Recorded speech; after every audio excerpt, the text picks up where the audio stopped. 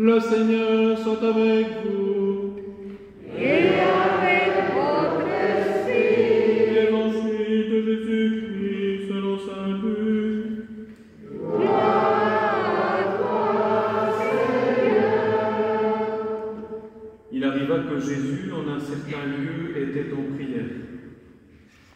Quand il eut terminé, un de ses disciples lui demanda « Seigneur, apprends-nous à prier, comme Jean le Baptiste lui aussi l'a appris à ses disciples. » Il leur répondit « Quand vous priez, dites Père, que ton nom soit sanctifié, que ton règne vienne. Donne-nous le pain dont nous avons besoin pour chaque jour. Pardonne-nous nos péchés, car nous-mêmes nous pardonnons aussi à tous ceux qui ont des torts envers nous. Et ne nous laisse pas entrer en tentation. »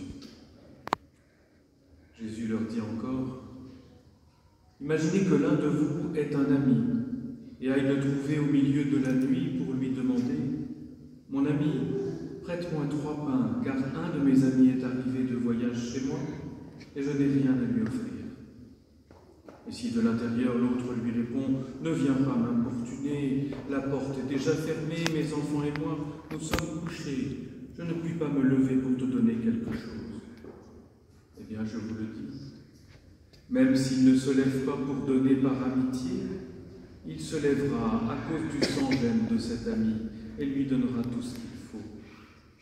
Moi, je vous dis, demandez et on vous donnera. Cherchez et vous trouverez. Frappez et on vous ouvrira. En effet, quiconque demande reçoit. Qui cherche trouve.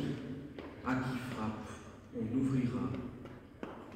Quel père parmi vous, quand son fils lui demande un poisson, lui donnera un serpent au lieu de poisson? Ou lui donnera un scorpion quand il demande un œuf? Si donc vous qui êtes mauvais, vous savez donner de bonnes choses à vos enfants, combien plus le Père du ciel donnera-t-il l'Esprit Saint à ceux qui le lui demandent? Acclamons la parole de Dieu. Louange à toi, Seigneur Jésus.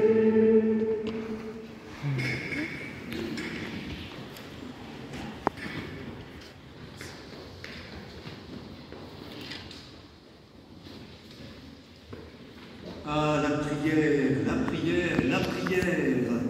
On en parle, on écrit des livres. Quand j'étais au séminaire, on lisait des traités, on lisait des histoires spirituelles, des conseils, des méthodes, des écoles. Tout ça est très utile, certainement. Et puis là, dans la parole de Dieu, la prière, ça devient une négociation. Ça devient un sans-gêne qui vient sonner dans la nuit. Et cela nous rappelle, frères et sœurs, que la prière, c'est d'abord un dialogue spontané avec Dieu, voilà, où Abraham ne se dérange pas pour entrer en négociation et où cet ami sans gêne vient réveiller un autre ami dans la nuit. Alors Abraham négocie avec Dieu. C'est une des scènes les plus étonnantes de la Bible. C'est aussi une scène qui nous laisse un peu sur notre faim, parce que c'est pour sauver Sodome, la ville pécheresse, qu'Abraham intercède auprès de Dieu. Mais la vérité, c'est que finalement, Sodome sera détruite parce qu'on n'y trouvera même pas dix justes. Alors on a envie de dire, à quoi bon toute cette négociation qui est à la fois plutôt triviale, on a un peu l'impression d'être chez un marchand de tapis et de discuter les prix, et en même temps l'enjeu est dramatique. Et oui, est-ce qu'il y aura suffisamment de justes pour sauver toute la ville de Sodome? Et Abraham dit à Dieu, mais c'est comme ça qu'il faut que tu exerces le bon droit. On pourrait en être surpris. Après tout, le bon droit, c'est que les pécheurs soient punis et que les justes soient récompensés. Donc, Abraham aurait pu dire à Dieu, permets que les justes puissent quitter la ville avant qu'elle ne soit détruite. Mais voyez ici, Abraham ne fait pas appel tellement à la justice qui rétribue selon ce que chacun a fait. En fin de compte, Abraham en appelle à la bonté à la miséricorde de Dieu qui permet que la justice de quelques-uns, eh bien, sauve tous. Alors c'est tellement énorme. On va commencer prudemment avec 50 justes à trouver, et puis Abraham s'enhardit, 45, 40, 30, 20, 10, et Abraham s'arrête là. Il s'arrête à 10, dans sa demande à Dieu. Pourquoi n'a-t-il pas demandé à Dieu, s'il se trouve un seul juste, sauve toute la ville pour ce juste? Car après tout, dans la ville de Sodome, on trouvera Lot, qui lui sera épargné, parce qu'il accueillera les anges envoyés du Seigneur, et lui aura la vie sauve avec sa famille. Mais il semblerait que Abraham se soit arrêté dans cette grande confiance en Dieu, dans ce grand élan. À un moment, il a comme peut-être pris peur, où il se dit « Oh là là, je ne vais pas aller plus loin ». Donc, dans ce récit de l'Ancien Testament, il y a quelque chose qui reste en attente. Qu'est-ce qui reste en attente? Eh bien, le juste, qui lui pourra sauver tous les pécheurs. Ce qui reste en attente, ce qui reste promis, ben, c'est Jésus. Jésus, le seul juste, qui lui ne demande pas à être séparé de nous, mais qui au contraire vient prendre nos péchés pour que nous tous, qui d'une manière ou d'une autre sommes pécheurs, je dirais participons d'une manière ou d'une autre au péché de Sodome, eh bien puissions être sauvés. Donc dans ce récit très saisissant, il y a bien sûr l'exemple d'Abraham, dans cette prière où il se jette à l'eau, mais il y a aussi une promesse qui est faite. Ce qui n'a pas pu s'accomplir dans le temps de l'Ancien Testament le sera avec Jésus. Chers frères et sœurs, avec Abraham, nous sommes autorisés à nous lancer dans des négociations, dans cette prière très spontanée et très libre envers Dieu, sur de sa miséricorde. Donc c'est Jésus qui va accomplir ce qui manque dans ce récit d'Abraham intercédant auprès de Dieu. Alors j'ai dit que la prière n'était pas une méthode, j'ai dit que la prière ne s'apprenait pas dans ses livres, et en même temps, un disciple vient demander à Jésus, apprends-nous à prier. Et Jésus nous donne le Notre Père. Vous avez peut-être remarqué qu'il y a quelques mots qui changent dans ce que nous venons d'entendre. La prière qu'enseigne ici Jésus, rapportée par saint Luc, n'est pas exactement la même au mot près que celle rapportée par saint Matthieu. Il y a une raison, je crois, profonde à cela. Jésus ne nous a pas enseigné une prière magique. Il n'a pas enseigné une prière talisman, une formule dont il faudrait réciter le mot à mot précisément, comme il faut que la clé corresponde exactement à une serrure pour que la porte s'ouvre. Ce qui compte dans le Notre Père, ce n'est pas le mot à mot, et Jésus lui-même a pu varier dans les différentes occasions. Il l'a enseigné à ses disciples. Ce qui compte, c'est l'attitude. Donc je ne vais pas commenter le Notre Père, je vais aller directement à cette attitude. C'est justement cette parabole de l'ami qui vient déranger un autre ami en pleine nuit pour lui demander de lui prêter 3 pains. Alors cet ami est un sans-gêne, cet ami est un casse-pied, et pourtant Jésus nous le donne en exemple. En exemple pourquoi? D'abord parce que c'est par charité que cet ami agit. Quelqu'un arrive en pleine nuit, il n'y a rien à manger, les lois de l'hospitalité sont sacrées, donc il faut faire quelque chose. Effectivement, il va déranger un autre ami pour essayer d'obtenir ces 3 pains, non pas pour lui-même, mais pour pouvoir mettre en œuvre cette hospitalité qui est une loi sacrée. Donc, frères et sœurs, déranger, oui, être casse-pied sans gêne, oui, mais pas par caprice, par charité, pour le service d'autrui. Et puis finalement, venir tambouriner à la porte, venir sonner, venir déranger, n'est-ce pas aussi une marque de confiance? Confiance que cet ami même dérangé finira par répondre. Et Jésus nous dit, vous voyez, l'autre ami, celui qui est au fond de son lit, même s'il ne le fait pas par amitié, il le fera parce qu'il a été dérangé. Donc Dieu qui est bon, combien plus répondra-t-il à vos demandes, même des demandes sans gêne, même des demandes casse-pieds.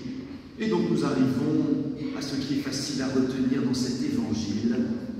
Demandez et l'on vous donnera, cherchez et vous trouverez, frappez à la porte et on vous ouvrira. Quiconque demande reçoit, qui cherche trouve, à qui frappe on ouvrira. Pourquoi? Parce que Dieu est bon. Et la suite de la parabole, elle change légèrement. C'est maintenant non plus de considérer celui qui demande, c'est-à-dire nous, mais celui qui va donner, c'est-à-dire Dieu. Et ici, Jésus a un raisonnement très simple. Il nous fait remarquer que nous-mêmes, nous sommes capables de donner de bonnes choses à notre enfant qui nous demande un service. Qui irait donner un scorpion si son enfant lui demande un œuf? Si donc vous qui êtes mauvais, ça ne veut pas dire qu'on est mauvais tout le temps, mais nous qui sommes imparfaits, nous qui sommes pécheurs, si nous savons donner de bonnes choses à notre enfant, combien plus le Père du ciel, qui est tout amour, toute tendresse, toute bonté, donnera d'excellentes choses à ceux qui le lui demandent avec confiance. Alors, attention quand même, Jésus n'a pas promis que nous obtiendrions aussitôt et exactement ce que nous demandons. Jésus n'a pas dit, quand tu demanderas ceci, tu obtiendras ceci. Jésus a dit, quiconque demande, reçoit. Et frères et sœurs, chacun de nous a fait l'expérience, et elle peut être rude, elle peut même être une épreuve dans notre vie de foi, que certaines de nos demandes n'ont pas été exaucées de la manière dont nous aurions aimé qu'elles soient exaucées. Nous avons prié pour la guérison d'un proche qui n'a pas été guéri. Nous avons prié parce que quelqu'un était proche de la mort et cette personne est morte quand même, ou toute autre demande dans laquelle nous avons été déçus. Pourquoi cela? Parce que c'est Dieu qui donnera ce qui est bon pour nous au moment choisi par Dieu, de la manière que Dieu a choisi. Autrement dit, laissons à Dieu la réponse à nos demandes. Soyons certains que nous serons exaucés, mais nous serons exaucés selon ce que Dieu jugera bon de nous donner.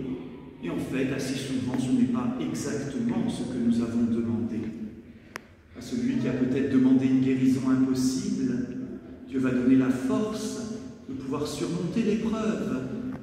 À celui qui demandait qu'un proche ne meure pas alors que sur cette terre, nous ne sommes que de passage, Dieu va donner plus de foi pour pouvoir vivre dans l'espérance cette séparation, et ainsi de suite.